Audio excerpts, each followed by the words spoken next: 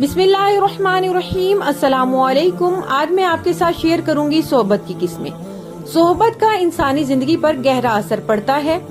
जो लोग मुख्तलिफ लोगों के साथ बैठते हैं, आज मैं आपको बताऊंगी कि किसके साथ बैठने से क्या होता है। जो उल्मा के साथ बैठेगा वो बाअदब बनेगा, और जो लड़कियों और औरतों के साथ हमनशीनी करेगा, इसकी सफली ख्वाहिशात बढ़ती चली जाएंगी। जो अमीर लोगों के साथ वक्त गुजारेगा, इसका दिल सख्त होता चले जाएगा, और जो बच्चों के साथ वक्त गुजारेगा वो बिला तकल्लुफ खुशियां पाएगा।